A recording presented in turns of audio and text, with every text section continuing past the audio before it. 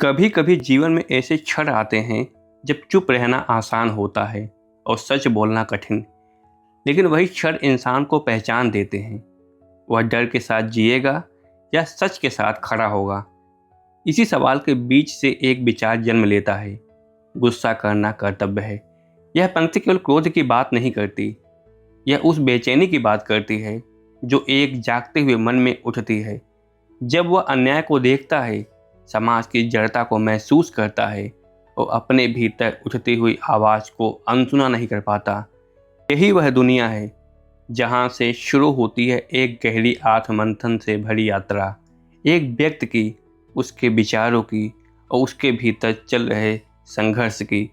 नमस्कार साथियों, मैं हूँ आपका होस्ट एंड दोस्त डॉक्टर विवेक पांडे।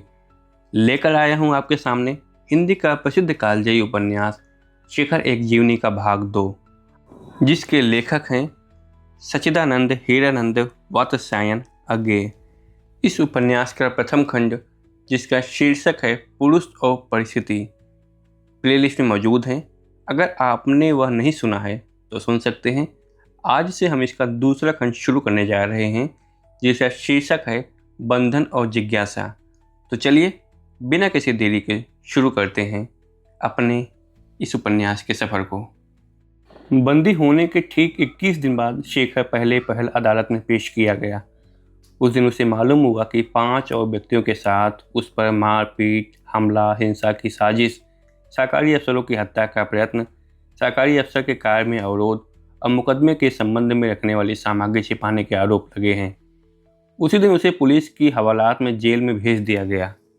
शेखर को मालूम नहीं था कि पुलिस की हवालात में और जेल में क्या अंतर है, इसके संबंध में कानून क्या है, यह भी वह नहीं जानता था। उससे अगर पूछा जाता कि क्या तुम जेल जाना चाहते हो, तो वह सहज सच्चाई के साथ कह देता नहीं।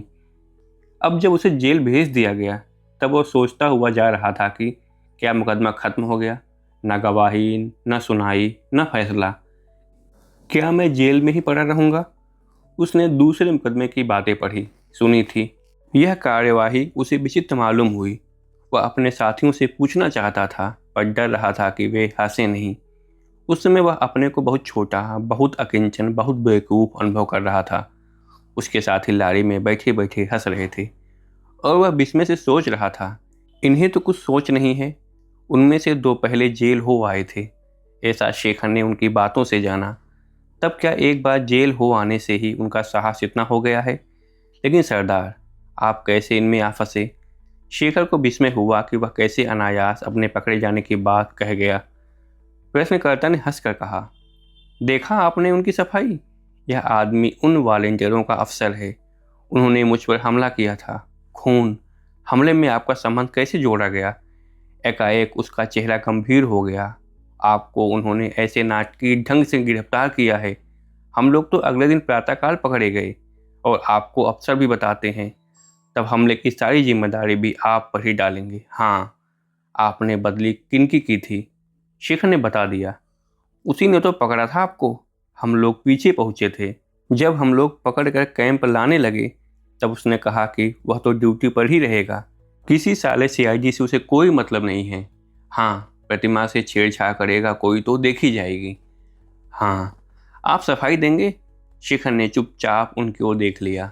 वह नहीं जानता था कि इसका क्या उत्तर है। आप पहली बार आए हैं ना? खैर, जेल में आप हर हाल में हम लोगों का साथ मांगते रहिएगा।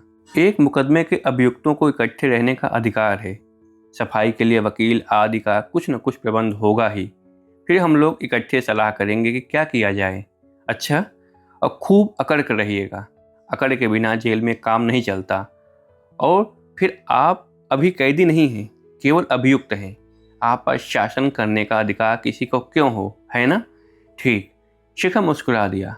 उसे याद आया, कहीं उसने पढ़ा था, न्याय का सिद्धांत है कि कोई व्यक्ति तब तक निर्दोष है जब तक कि वह दोषी सिद्ध नहीं हो जाता। और अकड़, वह तो उसकी आदत ही थी।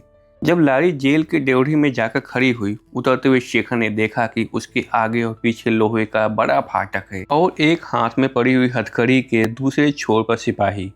तब एकाएक उसे स्वाधीनता का अर्थ समझ में आ गया और वह अपने को कोसने लगा कि क्यों अब तक 20 वर्ष की आयु तक वह उसके प्रति उदासीन रहा। क्यों नहीं, अब तक कहीं पहले स्वाधीनता उसके लिए भूख, प्यास, श्वास, गति की तरह एक अत्यंत आवश्यक, जीवन मरण की सारी महत्वपूर्ण वस्तु बनी। जो शेखर ने अपने को एक कोठरी में बंद पाया, जिसके दाईं और खड्डी पर उसका बिस्तर पड़ा था, बाईं ओर एक चबूतरे पर चक्की जमी हुई थी, पिछले कोने में निसर्ग के लिए कोल तार से रंगा हुआ एक पतरा और मिट्टी की एक छोटी सी टोंटी थी। ऊपर छत में प्रकाश के लिए जंगला सा था। सामने सीखचे थे, जिनके बीच में एक लोहे का फाटक, फाटक के एक छिद्र से और सीखचे थे और सर्वत्र दुर्गंध थी। तब एकाएक अपनी भौगोलिक स्थिति का समाधान उसके लिए आवश्यक हो गया। मैं ठीक कहाँ पर हूँ? मेरे आसपास झील का, पृथ्वी का प्रसार किस तरह है, यह जाने बिना जैसे वह सांस नहीं ले सकेगा। जेल नगर के किस ओर है वह जानता था। जेल का फाटक उत्तर की ओर था। वहाँ से वह पहले इधर उधर मुड़ा, फिर उधर, फिर उधर, फिर तो उसकी कोठरी का मुख पूर्व की ओर था। पर उससे आगे यह समस्या अगले दिन ही हल हो सकी। प्रातःकाल उसे टहलने के लिए निकाला गया। तब उसने देखा कि वह 40 कोठरियों की एक कतार में बरहमी कोठरी में है। उस कतार के आगे शायद 40 कोठरियों की एक और कतार है। सामने की दीवार में 2 फाटक हैं। जो नंबरदार उसे टहलाने लाया था, उसने बताया कि एक कारखाने में खुलता है, दूसरा गोरा बारक में। शेखर ने मन ही मन जेल पर पृथ्वी के नक्शे का आरोप किया और तब उसकी स्थिति का खाका उसके आगे स्पष्ट हो गया। फाटक उत्तरी ध्रुव, दारोगा का दफ्तर उत्तरी हिमवृत्त, कारखाना जापान, दूर उधर फांसी की कोठरियां अरब, और वह कहाँ है? वह साइबेरिया के हेमावृत मरुस्थल में। उसे कुछ शांति हुई। वह कहीं है तो यहाँ तो यही डर है कि उसका अस्तित्व ही खो ना जाए। थोड़ी देर बाद अभिमान जागा। वह दूसरी तरफ दक्षिण वाली कतार में होगा तो भारत में होता। वह कतार अच्छी नहीं है। नंबरदार ने कहा था कि वहाँ बदमाश रखे जाते हैं, पर होता तो वह भारत। उसे एकाएक अचंभा हुआ कि अपने देश की मिट्टी का, उसके नाम का, नक्शे का, उसकी आवृत्ति स्थिति का मोह उसमें कब से जाग गया है। पहले तो ऐसा नहीं था। सुंदर प्रदेश थे, घर के लोग थे, पर भारत, भूगोल की पुस्तक के बाहर कहाँ था वह? उसे याद आया, पिता कभी राजपूतों की, ऋषियों की वीरता की गाथाएं कहते कहते एकाएक कह उठते थे, इस आर्यों की भूमि में ऐसे ही रत्न उत्पन्न हुआ करते थे। और शेखर को लगता था उस समय अपने अभिमान की तीव्र आलोक में ही परख लेना चाहते हैं कि शेखर भी वैसा रत्न है या नहीं। पर वह तो दूर किसी पुराने देश की बात थी, आर्यावर्त की, और उन वीर गाथाओं का आर्यावर्त उनके मन में कभी उनके पैरों तले रौंदे जाते आज के भारत से एक रूप नहीं हुआ था। खूब अकड़ कर रहिएगा। अकड़ तो उसके भीतर ख्वामख्वाह बहती जाती है। उसने कोई अपराध नहीं किया है, पर जो उन कोठरियों में हैं, जो भारत में हैं और सजा भुगत रहे हैं, वह उनकी तरफ होगा। वह अकड़ेगा, लड़ेगा। उसका सैर का समय खत्म हो चुका। पूरे 3 दिन बाद उसे यह मांग करने का मौका मिला कि उसे साथियों के साथ रखा जाए।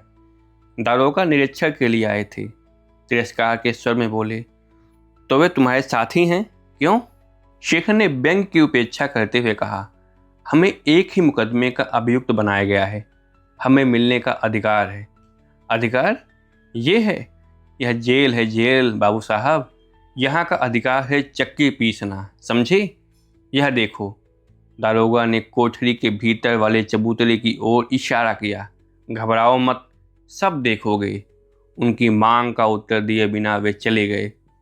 किंतु शाम को जब शेखर को कोठरी से निकाला गया, तब उसने देखा कि 10-12 कोठरियों से आगे चलकर एक और कोठरी भी खुली है, जिसमें से उसे अकड़ने का परामर्श देने वाला विद्याभूषण निकला है, और दूसरी ओर से बाकी 3 साथी लाए जा रहे हैं।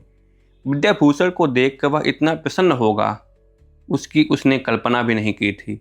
वह लपक कर उसे गले मिला और फिर एकाएक अपने उत्साह के लिए कुछ लज्जित सा होकर, कुछ अलग होकर खड़ा हो गया। पल भर के लिए दोनों एक दूसरे को सिर से लेकर पैर तक देखते रहे। विद्याभूषण कद का मध्यम बलिष्ठ शरीर का और गोरे रंग का कोई 20 वर्ष का युवक था। पीछे की ओर सांवरे हुए रूखे बाल, चौड़ा माथा, सीधी नाक और पतले होंठ, सीधी और पतली ठोड़ी।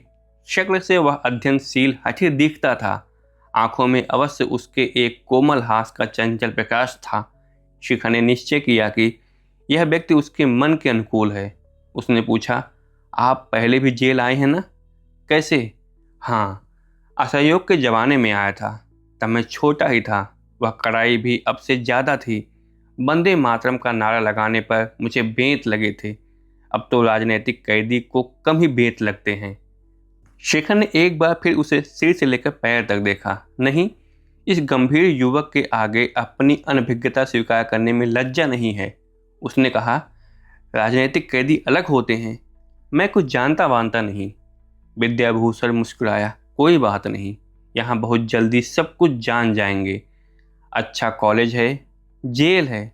मुझे तो जब बेत लगे थे तब टीकरी पर ही कई बातें समझ में आ गई थी। चरित्र की डिग्री तो यही मिलती है, पर फेल बहुत होते हैं। उनका चेहरा गंभीर हो गया। एकाएक कुछ याद करके विद्याभूषण बोला, हाँ, हम लोग के साथ नहीं रखा जाएगा, पर दिन भर हम मिल सकेंगे। यही फैसला हुआ है। ऐसे भी ठीक है, और मुकदमे का क्या ही होगा। आज मेरे भाई मुझसे मिलने आए थे। एक वकील का प्रबंध हुआ है। वे कल हम सबसे मिलेंगे, तभी आगे के बारे में निश्चय होगा। शिखर एकाएक इस आकांक्षा से भर गया कि कोई नहीं शशि उसके मिलने आए। भाई शायद आए, पर यदि शशि आती, आ सकती। बाकी तीनों साथी भी आए थे। परिचय हुआ।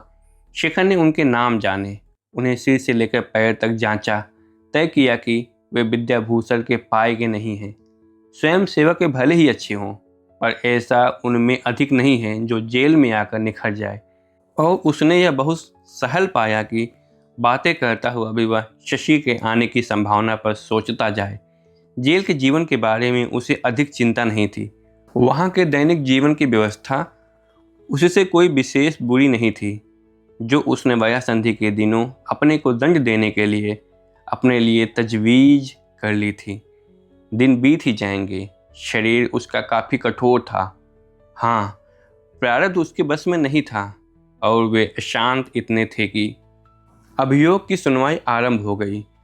वकील ने शेखर को बताया कि उसे चिंता करने की कोई आवश्यकता नहीं है, और तो कोई धारा उस पर लगती नहीं, केवल एक लग सकती है, सरकारी अफसर के काम में अवरोध डालने की, और वह भी शाम वाली घटना के कारण नहीं, रात को गिरफ्तारी के समय की घटना से।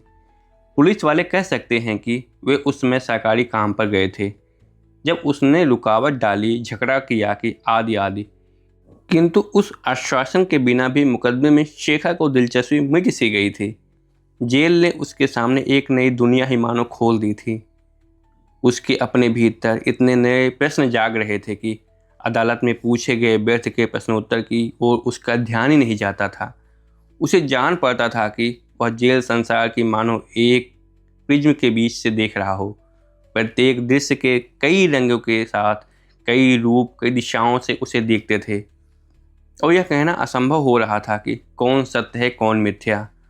उसके अब तक के बने हुए सब पैमानों निकम्मे हो गए थे।